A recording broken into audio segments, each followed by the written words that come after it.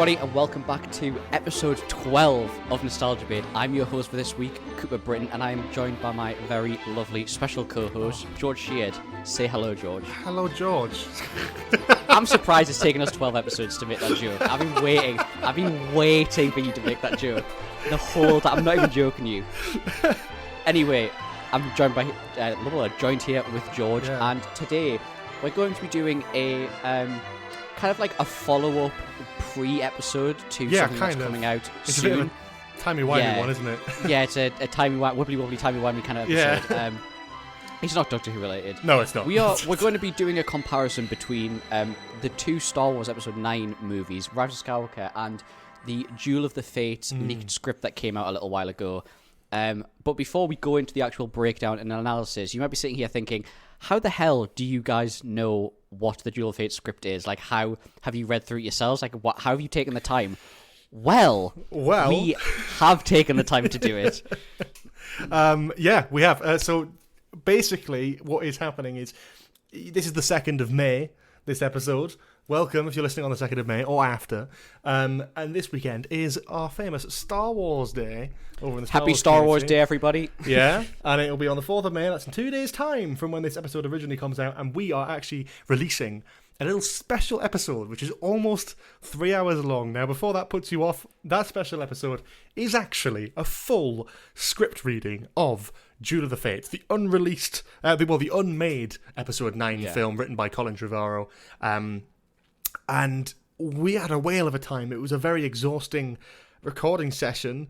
And it was a week ago today. About we did this? Was it Monday that we did it? Monday that we did it. Yeah, so it doesn't matter. Doesn't really matter. But we did that. We've done that. We've recorded it. It was brilliant, and that you're going to be seeing that in a couple of days' time.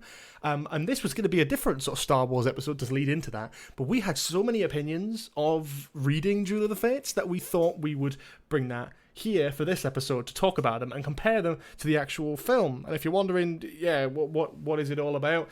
It's obviously Duel of the Fates was written, scrapped, and then J.J. Abrams was brought in to do Rise of Skywalker.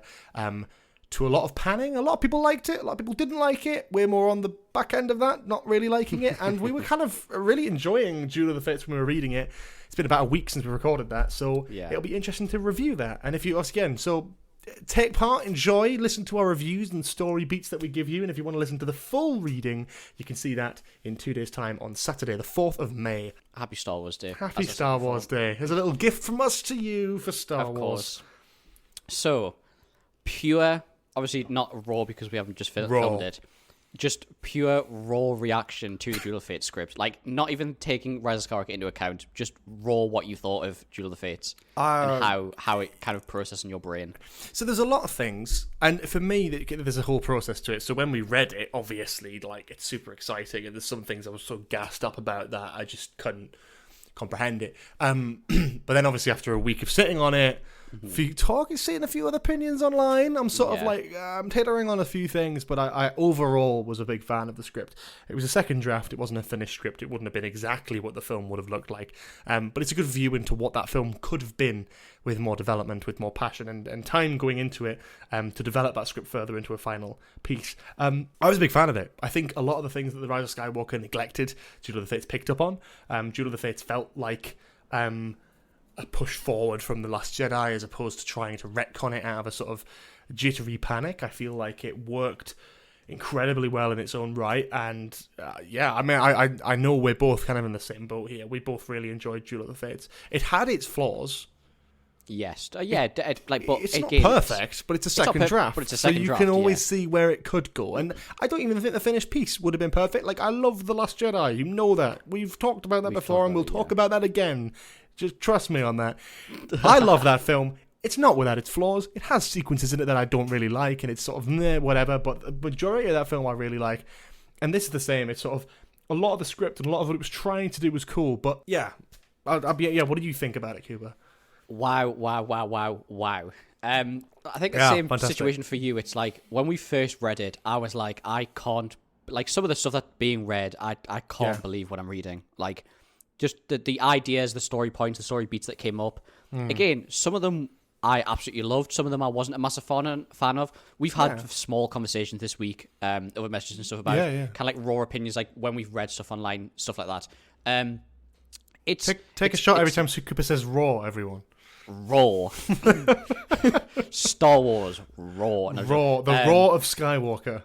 That would have been a better film. Yeah. Anyway, that sounds like a really bad film, actually. That's yeah. Anyway, I basically George kind of summed it up perfectly. It's like there are points in it that I like. There's points of it that don't make too much sense. Yeah. There's parts of it that I'm not a huge fan of. There's parts of that I love to the nth degree and probably will never shut up until God taketh my life. Well, the key thing for you was the double-sided lightsaber, which I wasn't going to mention it. In this film, in Duel of the Fates script, I should say, Rey has a double-sided lightsaber, right? I wasn't going to mention it because I feel like I've gone on about this at least 4 times already on the podcast. You can go on it. Give yourself like 30 seconds. Go. So, Rey carries around a staff that's like a very long staff for however many films, 2 films, trains with it, fights with it, end of the story. I'm not joking you. You look at that staff, it looks like a lightsaber. Like there are parts of it that look like a handle. They look like the emitter of a lightsaber. It makes so much sense that she should have had a double blade lightsaber. And I even said it. I said it before Rise of Skywalker. I said it after Rise of Skywalker. I said it before this script even came out. I have George as my witness. Yeah, you do. And I said that Rey should have had a double bladed lightsaber in this movie because it just makes sense. I don't see why she carried this stuff around for 2 movies. That's something, yeah. It just makes so much sense. And in this movie, they did it. Not only did they do it to she had a double bladed lightsaber, it flipping separated as well. So what? It just it was built from parts of Anakin's lightsaber and her staff, which I just think's perfect. I think it works perfectly. This makes so much sense. So my thing is obviously as well. It's like I'm comparing it. This is a bigger thing that I want to kind of be the theme of this episode. Almost is the Rise of Skywalker. Neither of us like, but let's not be the kind of people we criticize over The Last Jedi, right? Let's sort of be more diplomatic and be understanding. I think there has to be a level where the Rise of Skywalker has its positives and it has its negatives. There's more I don't like about it than like about it, admittedly. Duel of the Fates has its negatives as well. My only thing is, an interesting topic of discussion is something cool in the Duel of the Fates script because we're comparing it to the Rise of Skywalker, or is it cool in its own right? Would we have been that? I mean, with this, yeah, definitely, because you've always wanted that, right? It's not even that. It's the fact that, and I've said it for a long time about Rise of Skywalker, and before we go on anything about Rise of Skywalker, just continue what you just said. Like, Rise of Skywalker, I have nothing against the visuals. I have nothing against how it looks. The acting, I think, is great. Like, I don't ever slate actors. I don't think there are bad actors in it. No, I think the performances are the most consistent thing. Yeah. And I think some characters got completely shafted in that movie, but that's not because of the run fault. That's because of the writing, and it's the writing and the story that I mainly have issues with. Like I said, the visuals, anything like that, actors. I love, honestly, Rey's still this day one of my favorite characters ever. Like, and that's me, I think, since Force Awakens. The double bladed lightsaber for me is obviously Rey has her own lightsaber now. It's in the end of the movie. She has the yellow one. It's cool. It's sick. It's amazing. But why can't she have her own lightsaber for the whole movie? I like, if you're going to do it, do the yellow from the start. This is my thing, right? This is the problem I have is in that trilogy you have her use the hero's sword almost, Anakin, Luke's lightsaber in The Force Awakens and in The Last Jedi, and it breaks apart in The Last Jedi, and that's such an important plot point. By the end of the film, the last shot we have is of Rey holding the bits of broken lightsaber with the kyber crystal sticking out. Incredible. A great bit of imagery. And in Rise of Skywalker, they just flex tape it. And I don't get that. Like, why can't we do something with that? And again, that's what I like about the Duel of the Fates script. It's not just the comparison. It's like, well, obviously, like, naturally, that's broken. We're not just going to rebuild that sword. Where it's that the lightsaber for me is a perfect allegory, I think, for the creative state of each of these films. The first film wants to sort of hark back to the past, and it gives Rey that lightsaber, and that's great. The second film, it lets the past die. It destroys it, and it breaks, and it sets up to further development of what that blade could look like in the third film. And what does the third film do? It fixes it back together and gives her the same lightsaber. It's like it's a perfect amalgamation for me of exactly what that trilogy looks like to me. It's sort of a promising beginning, which harks back to the originals, a great middle, which sort of sets up a fantastic finale, but the finale reverts back to just the same point, and it's just kind of dull. My thing is, the blue lightsaber, the Skywalker lightsaber, Anakin finishes his trilogy with Anakin's lightsaber. Luke finishes his trilogy with Luke's lightsaber, the green one. That's Luke's lightsaber. You can argue as much as you want. The traditional one is Luke's lightsaber. You can argue it's Anakin's lightsaber. If you go purely based on story, it's Anakin's lightsaber.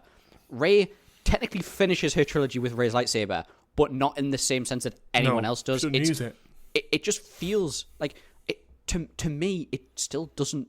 The ending doesn't make sense with it. It's like she gets it. She has one scene where she lights it, looks at it, turns it off, and that's it. Mm-hmm. It's like. It feels like it was put there to make toys. I'll be brutally honest. It was. And 100% yeah, was, yeah. Yeah. And it just would have been nice. Like, and I got no issues with the yellow one as much as I've made jokes about it in the past and stuff like that. It's cool. It's not, and again, for me at the time, it was amazing to see a different coloured lightsaber. Now we've had plethora of other ones, but at the time, it was the first non-red, blue, green, or purple that we'd had. It's great to see that. I think, but you're completely spot on. It's just annoying. Like, if you're going to do it, she should have done it from the start. You should have had her go to like the remnants of a Jedi temple and find it. Like the Duel of the Fate script makes more sense for Rey to have a yellow lightsaber. Having characters go to an ex-Jedi temple. But interesting thing is it doesn't though, does it? Exactly, in the script, it doesn't. It's still a blue lightsaber. It's still blue. It's the same kyber crystal. It's just double bladed and it's crafted as a mix of Anakin's and Rey's staff. Yeah, perfect. I mean, it works incredibly well. A Jedi should make their own lightsaber, and it's not something that we have to carry this blade through. But I think we're getting very sidetracked by this. This could be a very long episode, so we need to just keep going. Keep going with it here forever. Yeah. But I think we've kind of made that point, and I think it is an interesting one. But I think again, what they did with the Duel of the Fates is more interesting in that respect. We move on to other things. For me personally, from a sort of storytelling perspective, whatever your opinions on the characters are.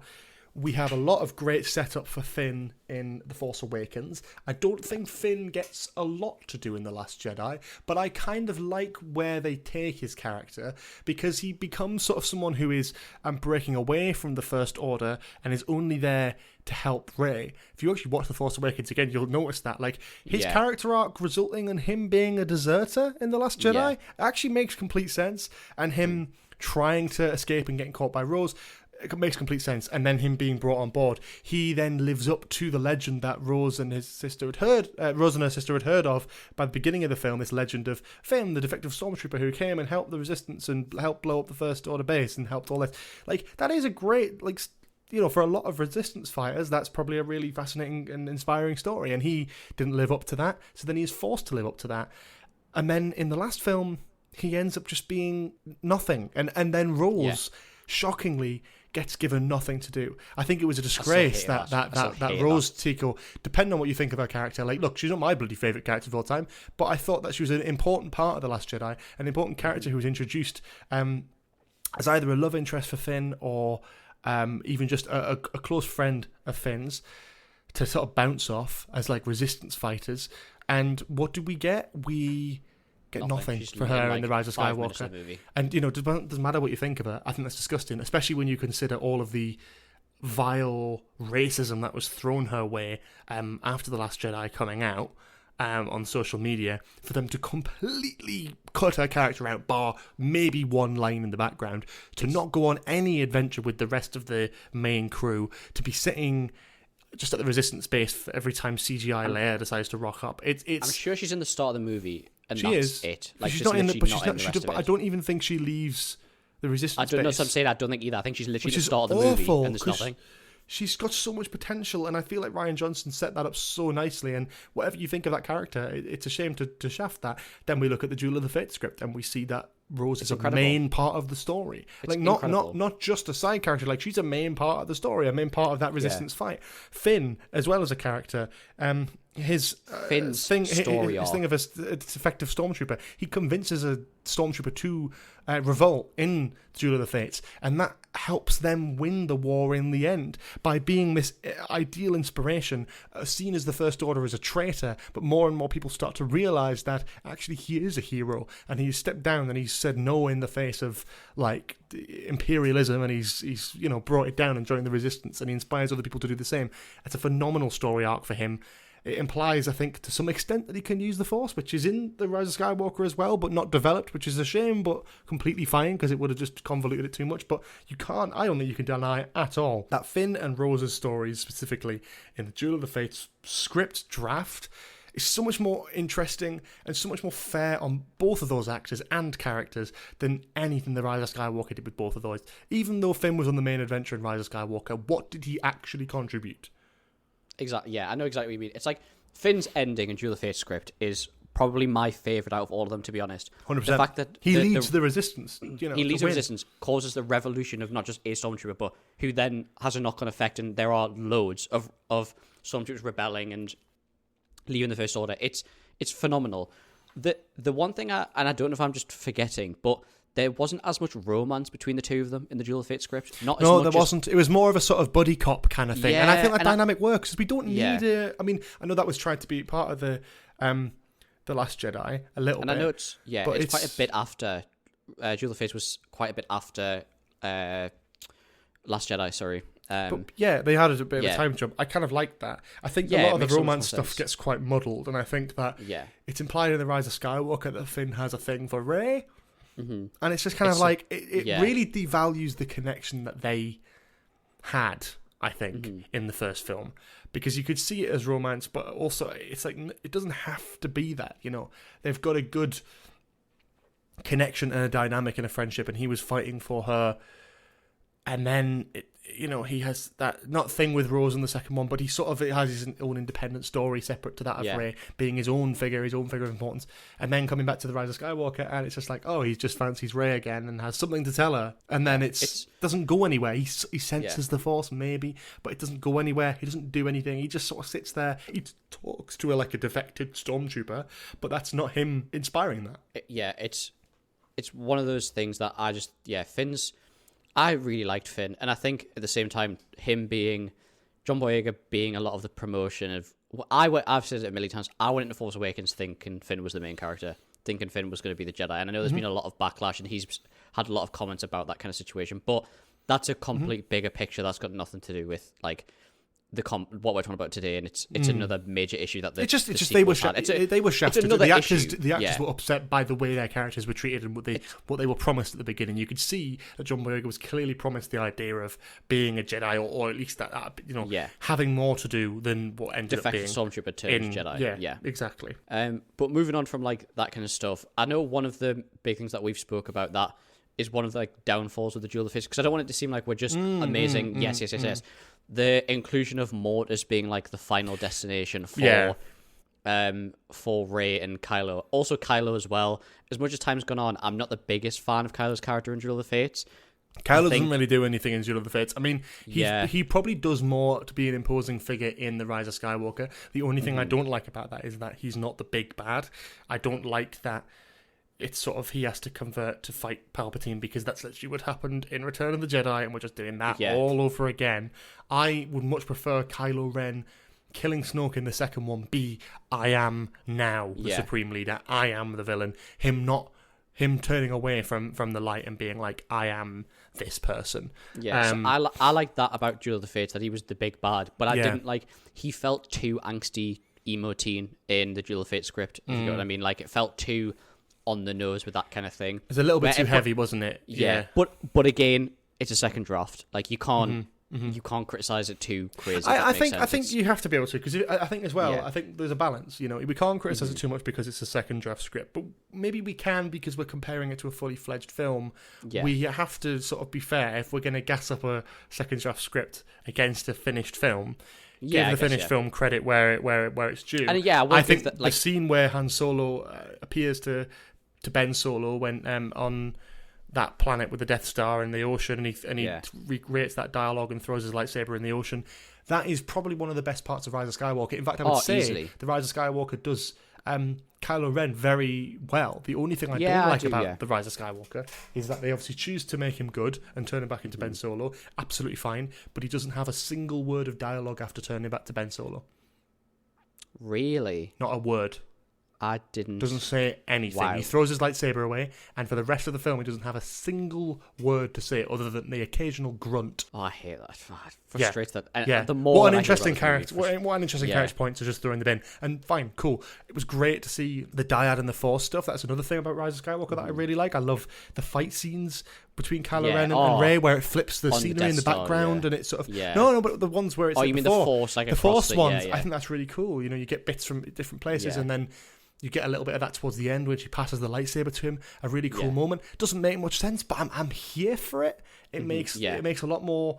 It doesn't make a lot more sense than anything, but it's nice. It's a cool moment, and it works for the film. I know what you mean. My problem with the Rise of Skywalker is, as much as I love Palpatine, we didn't need to bring him back, and it feels feels like a dying whale. It feels like a cop out. It's a very much a it's a cop out. It's like Rise of Skywalker as a movie in total feels like they tried to bring too many references, and they didn't. They were like taking different pieces from a million different puzzles, and they just don't fit together. They just don't work, and that's kind of what Rise of Skywalker felt. But like I'm saying, Kylo's character in Rise of Skywalker, I really enjoy. It's a shame that he has no dialogue when he turns back, because I really like that point. I like that he turns back to Ben Solo, and I love that's better than in the Duel of the Fates. I will just go on record and say that. I think that entire transformation makes so much more sense. Kylo's character in Duel of the Fates just felt like too on the nose, and felt too like. There was no conclusion, was there? There was no conclusion. Yeah, there was no it's sort of like conclusion. The Force to his Awakens, character. he's sort of like this boy who is sort of learning and still obeys his master, and then in The Last Jedi he gets confronted on that, and he makes that move to become the Supreme Leader, killing Snoke, taking over the First Order. And in this film, he just kind of is separate from the First Order, weirdly. And I think he's sort of his own thing, and he's going on his own journey. And some of the visuals of that are really cool. I love the Tor Valum sequence with Plagueis' master training Kylo. There's some of the references to drain the life essence out of draining life essence is a very cool visual. The cave sequence with Darth Vader, again, very cool visuals, stuff that it's very exciting to see. Even him having the mask and throwing the mask off the ledge, I thought was incredible. I thought it was really cool. A great little scene. That. But again, things that it's sort of just really cool ideas and visuals and stuff, but don't actually have that much depth to them, and don't really do much for Kylo as a character, other than reaffirming this sort of grungy teen aesthetic from The Force Awakens, which I think was probably the weaker version of his character. I think the best is probably Last Jedi. Yeah, like for back me. End Last Jedi. Back end Last Jedi is probably prime. Yeah, Kylo. Kylo versus the Luke Force astral projection. That was so cool. That in between phase that he has, the back end, and then Rey refuses to join them, and then all that kind of stuff. That's what I think is prime Kylo, in quotation marks. But going back to what we were talking about with Mortis. It doesn't really make much sense to call the place Mortis. I think that's probably people's criticism. Is Mortis is super complicated for new people. It's super complicated for me, and I've seen the arc in Clone Wars, and I kind of understand it. I just think that in this script they do the whole Mortis thing, but don't actually do anything with Mortis other than it just being a Force-sensitive planet. We could have done another Force-sensitive planet, and it's not even a planet, is it? It's a realm. It's like another universe or something like that. It's like it's not even a planet. It's very strange. I just wish they hadn't done it there. Yeah, I prefer it over whatever the planet was called in Rise of Skywalker. I don't remember what it was called. The one where Palpatine was. Exegol. I prefer it over Exegol. I think I don't know. Exegol felt shoehorned. I know, but I do kind of like Exegol. It's a cool aesthetic and stuff. You know what I like? I kind of like that it's just sort of hidden away, and it's this sort of ancient Sith temple. It's just cool, and I think that actually, if you go into the Duel of the Fates script and you change Mortis to Exegol, let's say, and it's an ancient Sith temple with 1,000 Sith Eternals in cloaks, with this sort of ethereal chanting, this essence of Force being, that is very interesting visually. And I think all of the stuff on Exegol, I don't like the fact that Palpatine comes back for Rise of Skywalker, but I love the Exegol scenes are satisfying to watch. I don't like how the film concludes, but my God, Palpatine being like, shouting to his Sith Eternals, and they all start chanting, and it's a huge chorus. I'm like, oh my God, that is a cool visual. It's a very evil visual. Let me preference the vibe of Exegol is cool, like the dark Sith vibe. However, the movie starts, Kylo kills 2 people, finds Sith holocron, and goes to Exegol in about a minute and a half. So when I say it feels shoehorned in, that's what I mean when I say it feels shoehorned in. Yeah, to the story, but the whole somehow Palpatine returned thing. And I saw someone on Twitter mention this. I want to just address this now. Someone said that there's a line, because there is a line in the Duel of the Fates script, which someone says, he lost the Star War. But I would like to, and some people saying that that's worse than somehow Palpatine returned. You know what? I completely agree. That is correct. If both of those lines were said on screen, the worst would be he lost the Star War, 100%. But he lost the Star War isn't in the fucking dialogue. It's in the scene description. It's part of the action description. No one actually says that on screen, whereas somehow Palpatine returned was said on screen. Yeah. And to be completely honest, as a scene description and stage that's direction, fine. It was cool. I quite liked it. I thought it was a cool use of it to say it's basically when they're at the rock bottom. The line is in the description is they lost the Star Wars or something like that, and then everything turns around. But it's not dialogue. It literally makes no difference. You never ever would have seen it on the screen. I think it was a fun little joke in the script. Yeah, it was ways of describing things. Yeah, it's like I'm saying, as a description, which is it normal makes so form much sense for a script. Yeah, 100%. It's like you could have said he lost the War of the Stars. It's the exact same thing. It's just slightly not cooler, but it's just slightly. It just adds a bit of flair for people reading the script like us, and that was exactly what it was. But I thought, I do agree with Mortis. I think Mortis, you could have changed the name to something else. Have it. You could have had it related to Mortis and just have it as because there's no reference to anything to do with Mortis. And I think I get what you're saying that it's not. It's like they want to Mortis is so siphon the path, the power of Mortis, but they don't do anything. There's no conclusion to that other than just getting them to a place where they can fight. Unless the fight had Force interactions with them, like when they're fighting, we see visuals of Force beings or something. Some sort of visual of old Sith Lords from the Old Republic or something. Long gone Force spirits trapped there. That would be cool. But we didn't get that, and there was no. So it just sort of could have been any planet, really. That was the other thing. The Old Republic is mentioned so many times in that script. It is crazy. Because that's the other thing we should specify. It finishes the grand finale of the story finishes on Coruscant. Yeah, which is incredible. By the way, which is incredible. It's amazing. I mean, it makes sense because Coruscant is like the hub. It's the center of the galaxy, isn't it? That's the whole thing. During the Empire, we don't see Coruscant, but the Empire, his main base, where Palpatine probably would have been most of the time, is Coruscant. And it's the same for the First Order. The New Republic, when they take over, it's on Coruscant. When the First Order take over, presumably, it's on Coruscant. It would make complete sense to see that. And if you want to bring something full circle, that's the way to do it. What did we get instead?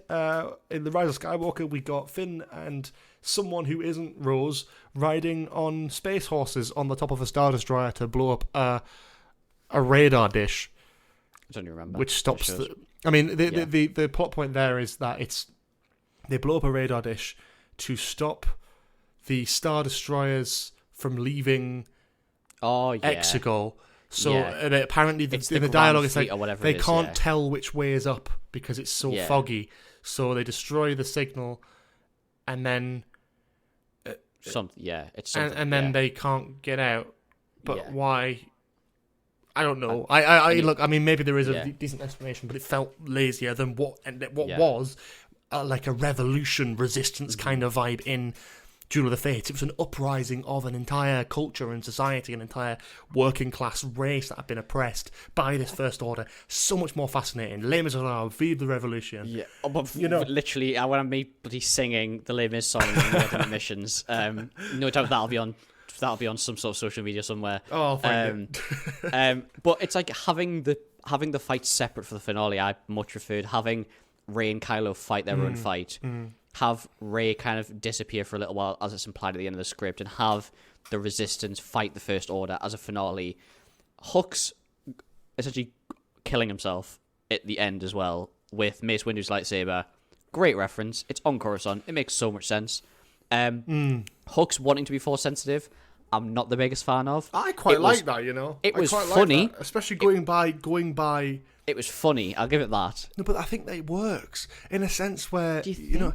Well, look at something. I mean, okay, I'll use one of your favourite pieces of Star Wars media, Ahsoka, which basically kind of tells you that anyone can become a Jedi, anyone can be Force sensitive if you believe enough, and you have an M count that helps you. I mean, and I'm not just taking the piss out of Ahsoka. That is how Star Wars works. It's always about midichlorian count. It is always about it isn't. But it is. Yeah, it is. And not to say too much, but for the general audience listeners, with Bad Batch, that's kind of where they're pushing that as well in terms of midichlorians. They're still talking about that, and they're talking about Force ability and stuff, and it's sort of implied that anyone could tap into the Force, but you need to, obviously, if you have a higher midichlorian count, it's a lot easier, but if you have a low one... So Hux being envious, he hates Kylo Ren, and he wants to be in charge of the First Order. I think his fascination with his little collection of Force-enabled things, maybe he believes he can siphon that, maybe he thinks he can be a Force user. You might see it as a comedic thing, and maybe in the film it would have been directed in a comedic way. But personally, I kind of like it as Hux being this sort of tragic, sad little man who is in charge of this entire army, this galaxy-wide blockade, yet is still not satisfied and wants to just be able to move things with the Force. The scene when he tries to do the interrogation thing to Rose that Kylo does to Rey in the first one, I thought was so funny. I think it would have been such a funny scene to have done, where Rose is like, what are you doing? He's like, be quiet. It's like, I'm focusing. It's quite funny. You have a very good point, though. I didn't even think about the fact that it kind of directly relates to Ahsoka and how, like, Sabine and stuff like that, and how it's not about you're born with it, it's you are born to be more inept at it, or you have a higher you're more, what's the word, like, you resonate more with the Force and with the midichlorians, but there's nothing stopping anyone becoming not Force sensitive, but there's not anyone becoming a Jedi or learning to wield the Force, which retract my statement that I said before. You've proved me wrong once again about it's a very good point. I didn't even clock, didn't even put two and two together. I'm trying to think what else. For me, I think the final fight, again with the whole, I'm going to move away from Mortis now, but I just kind of a little suggestion of, and I God would rather eat my own shit than positively promote anything that J.K. Rowling's written, but Harry Potter and the Deathly Hallows Part 2, you know when Voldemort and Harry are sort of fighting, and right at the end, and it's everyone else in Hogwarts is also fighting their own battle, evil versus good, but them two are having their battle at like the top, at the peak, in between all of it. Can you imagine how cool it would have been if they just changed the Mortis thing so that they were fighting on Coruscant in the Jedi Temple or the Senate or something like that, where in the background you can see X-Wings coming in and fighting TIE fighters, you can see explosions of AT-AT walkers in the background. It's all part of the same thing. And as they start to win, there's a point in the script where Rey does die, kind of, siphon Force energy from Kylo Ren. And maybe at that point is the point where the Resistance are winning and Rey is starting to die. But if that's on the same planet, that would echo so much louder, I think, as everything being in one place. Good point. And it kind of do that with Rise of Skywalker, in fairness. They have the final fight on the same planet as they're doing the whole Resistance, whatever. But Coruscant would have been a better setting for that. I love that they did Coruscant. That's a good point, having everything. But then I quite like, as much as it's like you said, Mortis, if you take the Mortis thing out of it, I quite like the idea of it being on somewhere that is like, I absolutely loved the description of it where it described that the temple had 2 stone thrones inside of it. I loved that idea and loved that it's like a cool image. visual. It's a cool visual, but it's sort of like, but the story doesn't really. It feels like main plot and subplot. I feel like if it was all in that one same city, it would still feel like that, but it's also part of it. It's like it's not. They've both got to win for everything to work. It can't just be one or the other.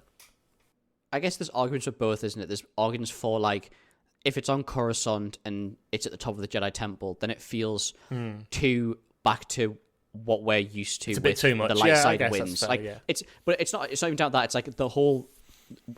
The whole thing for the sequels is it's about the Grey Jedi. It's about trying to find this balance between the light and the dark. Whereas for me, if it's on Coruscant, there's arguments for both. If it's on Coruscant, it's like, oh, Jedi Temple, light side. But then it could be, you could also make the argument that it's Rey fighting on the Jedi Temple to kind of show oh, we are at the Jedi Temple, and this is the new Jedi. We are the Grey. We are the new Jedi.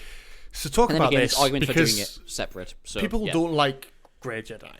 Sod them. I love the Grey Jedi. Talk to me about it. I mean, because I sort of see both sides. I like the idea that it's sort of a thing, but I like the idea that the Force balances itself through nature. I like that in a sense where it's like, again, going back to the beginning of this trilogy, we see it as when Luke won in Return of the Jedi and created his own Jedi Temple, the Force rises in the light, but by nature it has to balance itself out, so it rises in the dark in the form of Snoke, right? And eventually Kylo Ren. And because Kylo Ren gets pulled over to the dark, it's more powerful because two of those dark side users equate to the power of Luke and all of his students. You kill all of those students and Luke disconnects himself from the Force completely, and you have a really strong dark side. And as it said in The Last Jedi, darkness rises and light to meet it, and that is Rey.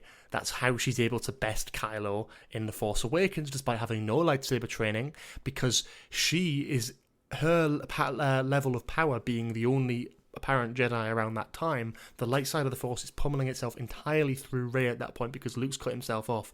So it is Kylo and Snoke sharing the power that Rey would have alone, meaning Rey could best him. Yeah, and it makes so much sense. By the time everyone else dies, Luke, Leia, Kylo, Snoke, the only way to sort of have a concrete ending in my eyes would be that Rey is that balance in the Force, that good and evil in one, that idea of a Grey Jedi. Now, that might go against people's mythologies, but for me, I kind of like that, because if she was a Jedi and she won, and this is what happens in The Rise of Skywalker, right? My question at the end of The Rise of Skywalker is, what is to stop the exact same thing from happening again?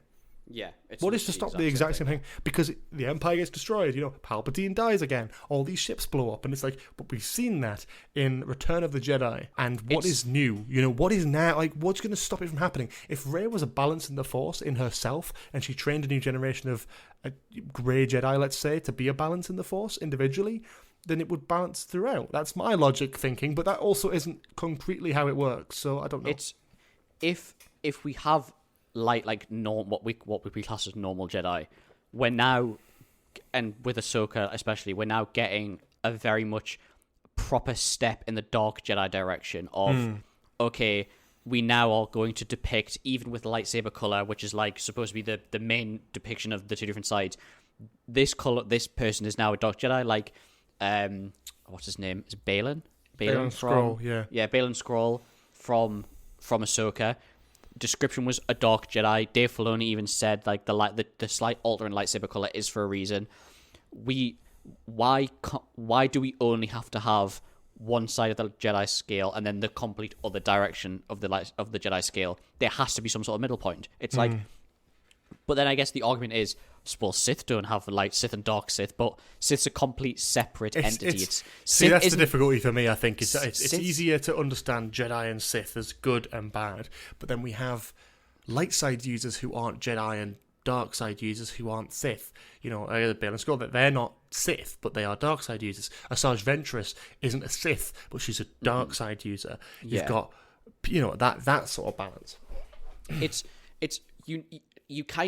as if you need a different name for it, really. It's if you have a long scale, Jedi are on the light side, Sith are as far across the dark side as possible, but there's these in-between brackets of different kinds of people, because you could argue that, you could argue dark Jedi, light Sith, you could argue anything on that scale, but it'll get too confusing. But yeah, Sith is almost if you hit dark Jedi, it's you then go past the scale, which I guess it's kind of spoken about. It's even dark Jedi wouldn't use the techniques that Sith use, which is kind of what spoke about even in the original, not the originals, even in the prequels and stuff.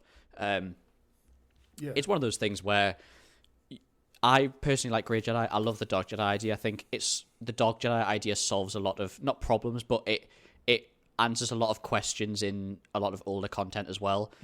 Luke, you could argue, even Rey in the movie, Rey starts fighting with rage and uses lightning, which makes, I think it's good. It makes sense. It makes more sense. Duel of the Fates. Yeah, in Duel of the Fates, it makes Yeah. more sense than it being like in her heritage, with her being the relation. We kind of talk about this in the Duel of the Fates script reading as well. Yeah. We kind of talked about this because in both versions, Rey uses Force Lightning once and then never again. In Rise of Skywalker, it's because she's related to Palpatine, and apparently it's a hereditary technique. Which is fucking bollocks, not. by the way, because who's It's not. Dooku related to? Yeah. Who's Snoke related to?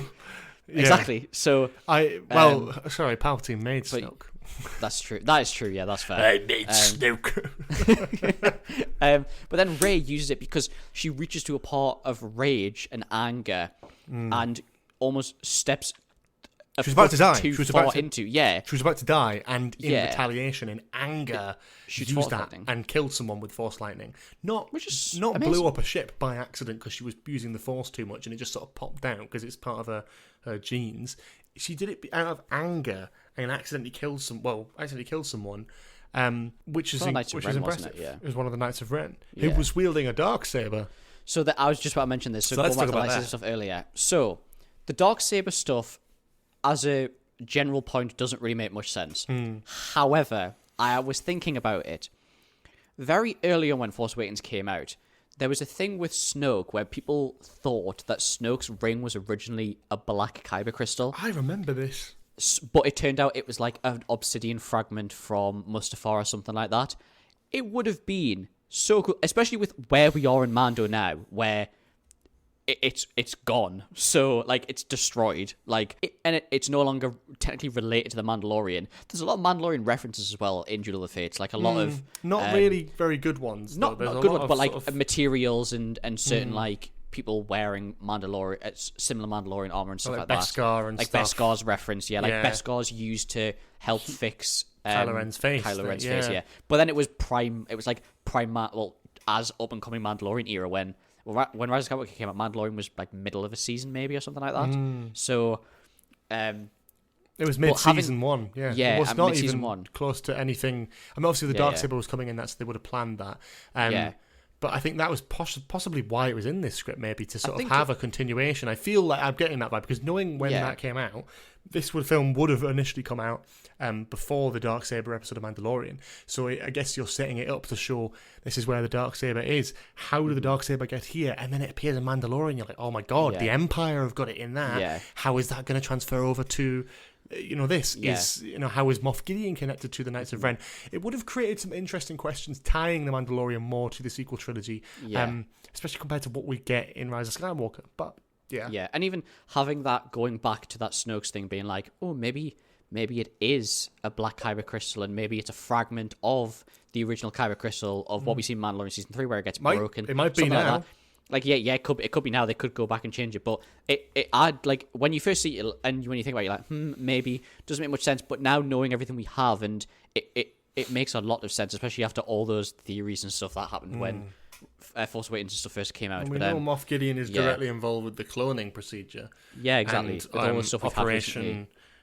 Operation Necromancer, I believe. I think it's something like that. And there's a lot of I'm super excited for all that stuff. And I will say, and for all the faults of the Rise of Skywalker, the one thing I really hate is bringing Palpatine back, and I feel like the story is quite weak. Bringing Rey to be Palpatine's granddaughter, it just kind of removes any sort of mystery. I love the idea that anyone can be a Jedi, can come with any heritage. It hyped up a lot of like, who's your parents, and it's just kind of like, cool.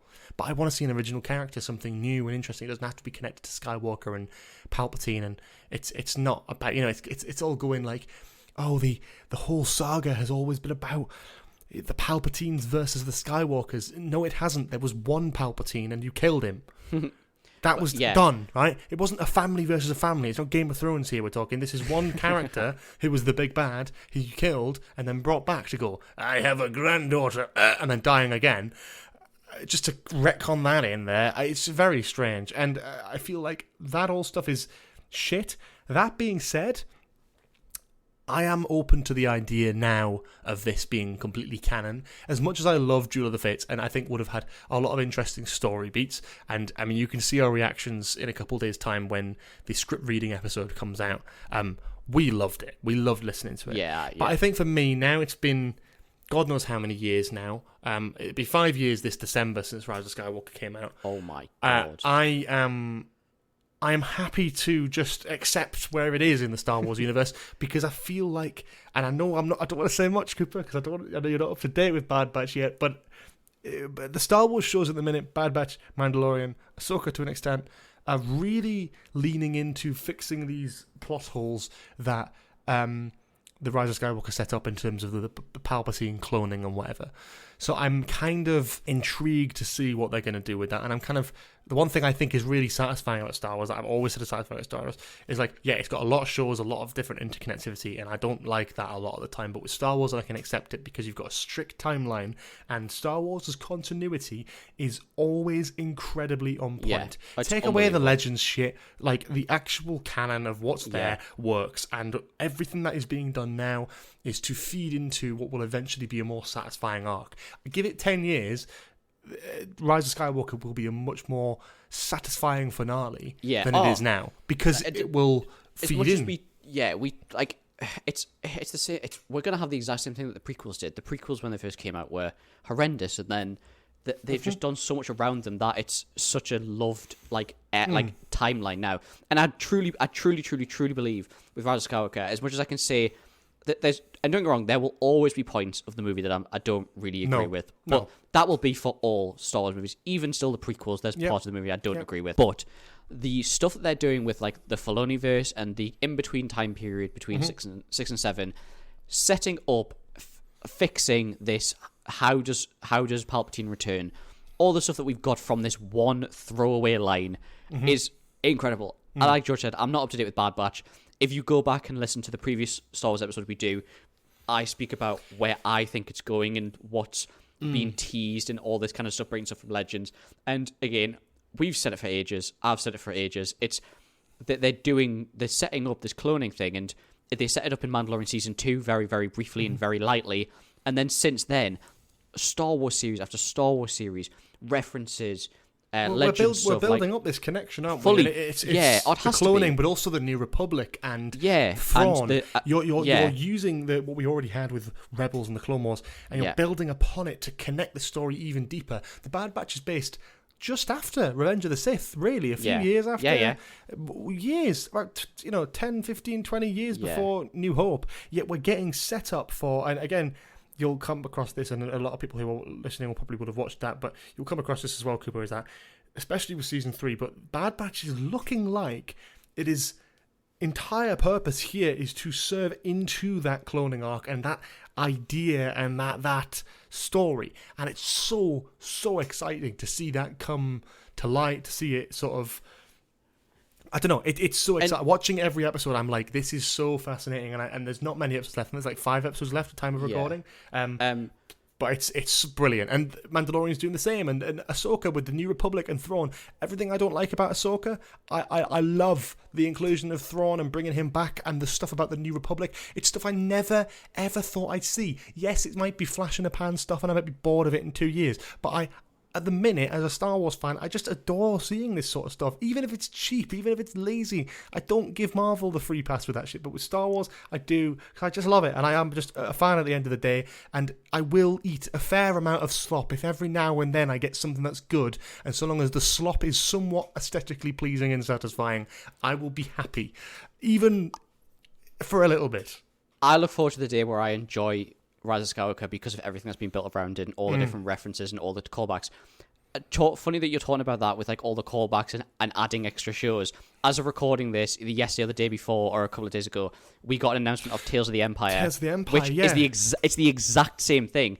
Getting loads more Morgan Elsbeth. Yeah. Finally getting to see what happens to Barriss, which is going to be unbelievable. I'm excited for that. When that trailer dropped, I was completely out of nowhere. I'm so excited about that. I think Admiral Thrawn, like, incredible. But it's the fact that, like, well, and I added you on Twitter with this. When I first watched the trailer, I was like, this is going to be incredible anyway.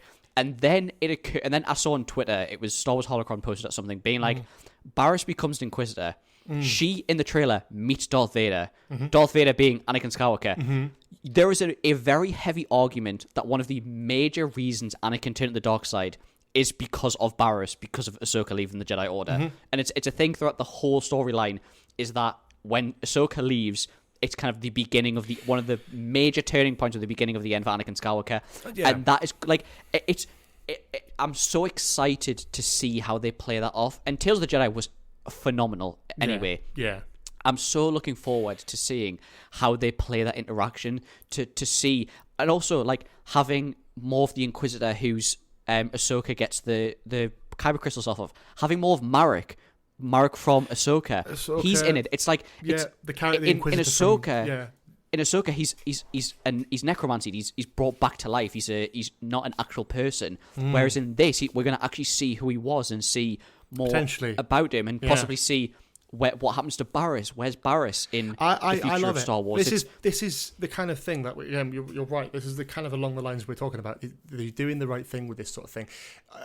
Ahsoka and Mandalorian, all that sort of thing. I will happily have very fair criticisms for in terms of traditional filmmaking and just storytelling and why some stuff isn't as interesting. Like Ahsoka, we'll talk about it at some point. We keep teeing it up until we talk about Star Wars. But for example, of something that I hate the whole Stormtrooper zombies thing wasn't utilised properly. Great concept, looked incredible, but we're still using lightsabers as baseball bats in recent Star Wars projects instead of actual blades that can cut through things. You couldn't even do it with zombies. You're definitely not going to do it with people, and that was boring. But I do like the connections to the New Republic. Yeah, okay, people will complain, C-3PO rocked up for no reason at all. I'm like, yep, I'd rather that than a CGI layer, though. So that's all good on my part. I like that. I like it's a great inclusion. I think there's elements of it that I just satisfying. And Tales of the Empire, Tales of the Jedi is exactly what I love from Star Wars. The animated series, stuff like the Clone Wars, Bad Batch, Rebels, it's great, and it's a great thing to watch, but there are a lot of filler, and there's a lot of directional stuff getting there and building up new characters, and I love that. But the thing that I love the most about Tales of the Jedi, Tales of the Empire, or at least Tales of the Jedi for now, because it's the only one we've seen, but I just love that it fills in things that just feel so satisfying that I never knew that I needed to know. Seeing, especially Tales of the Jedi, I mean, you're more of an Ahsoka guy. For me, it was the Count Dooku stuff. I think the Count Dooku stuff. Seeing Count Dooku with his Padawan Qui-Gon Jinn, seeing Count Dooku investigate a murder with Mace Windu and him lose faith in the Jedi Order, or seeing Count Dooku during the events of Phantom Menace in the Jedi Temple as he's leaving for the final time, reconciling with the death of Qui-Gon Jinn, and then confronting and fighting Yaddle. And finally getting an answer to where Yaddle went. Yeah. It's just incredible. Yeah. Like that sort of stuff, it just fills a hole. But as a Star Wars fan, it's like that little bit of extra canon that I just love to sink my teeth into. A short little 25-minute anthology snippet that just slots into the existing universe beautifully and is just a lovely little extra that I just would happily have any day of the week. And I'm so excited for Tales of the Empire to do exactly the same with Morgan Elsbeth, with Barriss Offee. Barriss Offee's interesting. It was always going to be interesting whenever they came back to her, but I'm so fascinated to see what they're going to do with Morgan Elsbeth, because she's a character that I don't... But Morgan Elsbeth is a character that I don't really care that much about at the minute. I liked what they did with her in Ahsoka. I thought what they did with her in Mandalorian was interesting, but this is kind of the Fennec Shand effect with Bad Batch. Like Fennec Shand in Mandalorian and Boba Fett, I didn't really care that much about. She was interesting, but nothing massive. And then in Bad Batch, she shows up as a bounty hunter in that era of Star Wars, and I'm like, okay, that interconnectivity is cool, because now I watch The Mandalorian and I'm like, this character has met Wrecker and Hunter and all that shit. Tick. But I love that. It's like Morgan Elsbeth, there's so many things that I expect them to do until the Beskar Spear. Finding out how she gets the Beskar Spear, amazing. Her interaction on the planet that we meet her on in Mandalorian, speaking with the New Republic. She fights General Grievous. Let's remember this. The genocide of on Dathomir and of the Night Sisters. Oh yeah. And can't wait for that. Getting to see more of that. Obviously there was a little bit in Clone Wars. There was a lot of if you played Fallen Order, there's so much in there. And even but it's even tying into the end of Ahsoka with them going back to Dathomir. It's we're getting all of this stuff. We've not really seen Dathomir properly since Fallen Order, which is Fallen Order, I guess, which is not long after Clone Wars and stuff like that. So seeing it however many years after, seeing it in the animated and then seeing it in the live action whenever they do another series or whatever they do with it, is just going to be incredible. So Tales of the Empire is it's that sort of stuff, and it's again with Ahsoka. Just to sort of round off on that final point, is like I have my criticisms of that show, and we'll talk about that in a future episode properly because I know you love it. I really don't, but for all the criticisms I have of that, one thing I will always love and always be excited for is that new Star Wars feel. Okay, it might be slop with a nice gold spray paint over it, but I will eat it up because I am a fan at heart, and like. At the end of the day, I will jump onto any sort of thing that makes me feel nostalgia, that makes me feel satisfied seeing something come together in a really well-constructed way. Even if the story to get there is a bit sloppy, even if we have a pointless Hayden Christensen cameo, even if we have all of that, we'll get onto that in another episode because I can see your reaction to that was not good. But even if we get all that, I love to see the connections to Dathomir. I love to see the connections to the New Republic. That really hurt. Oh, that really hurt. Oh my god. You can call me out on that in a future episode. But for now, I think we're coming to sort of the end of that. And we've kind of moved on a little bit from the Rise of Skywalker Duel of the Fates. I want to say one more time for those listening. 2 days' time from when this releases, the 4th of May. It might be past that date already. If it is, go and check it out. We have a full script reading of Duel of the Fates. We would absolutely love you to check it out. We spent about 3.5 hours. Yeah, it was like 3. Let's round it up, Cooper. That sounds better. 3.5, 4 hours, 5. Put it this way. This is the best way to do it. We had to restart voice recordings because we maxed out file sizes for it. Yeah. That's how long it was a long recording. But we recorded the whole script, reading the whole thing from beginning to end. Attempting voices. A lot of mistakes, a lot of fun, daft voices. Yeah. And I'm in the process of currently editing it. Hopefully it'll be very exciting and cool and have some sound effects and shit in it. But, look out for that in a couple days' time. A little happy Star Wars Day, May the 4th be with you treat. So keep an eye out for that. Yeah. But before then, Cooper, do you have a little Just News for me? I have a Just News for your lovely face, George. It's a special one this week. Is it? Oh, man. George, give me the headline. Do you know what I love? Oh, that's a big question. That's a big question. Star Wars? Is it a Star Wars one? I love Japan's Naked Man Festival. And do you know why I'm sad today, George? Japan's Naked Man Festival ends after more than 1,000 years. Right, sorry. Can I just I've never heard of Japan's Naked Man Festival. No, you've never mentioned this article. Okay. So you're not actually a fan of it. Let me just write. You got to commit to the bit. You got to I've said it before. It's like the Taylor Swift intros. It's like when you're at a concert and she's like, when someone hurts me, I get bad blood, and then starts singing the song. Like it's that kind of thing. Right. You got to commit to the bit. Okay. Anyway, Japan's Naked Man Festival. Japan's Naked Man Festival ends after more than 1,000 years. What is this? February 21st, an annual event commonly known as the Naked Man Festival came to an end after nearly 1,000 years due to the declining population in the area, organisers said. Wow. Okay, there's some Japanese words in here. I'm so sorry if I end up butchering these really badly. Probably will. You'll do a better job than I would, so go for it. The Summonsai Festival, commonly known as the Naked Man Festival, involves hundreds of loincloth-clad men gathering at the Kokusekiji Temple in Oshu to wrestle for ownership of a bag of talismans blessed by the temple's chief priest. The festival, which dates back more than 1,000 years, is held annually on the 7th day of the Lunar New Year. Daigo Fujinami, chief priest of the Kokusekiji Temple, announced that this year's festival, which was held Saturday, was the facility's last. No, damn it! This decision is due to the aging of individuals involved in the festival and a shortage of successors. Fujinami wrote on the temple's website, "While efforts were made to continue the festival to the best of our abilities, in order to prevent last-minute cancellations or disruptions in the future, the decision to cancel the festival itself has been made." But that's mental. It's been going for over 1,000 years. Yeah, and you're going to crazy, cancel it. But what actually is it? It's a load of naked men who essentially wrestle for a bag of like items that are being blessed by the priest, and I assume it's supposed to bring them good luck for the year or something like that. I'm just watching some footage now.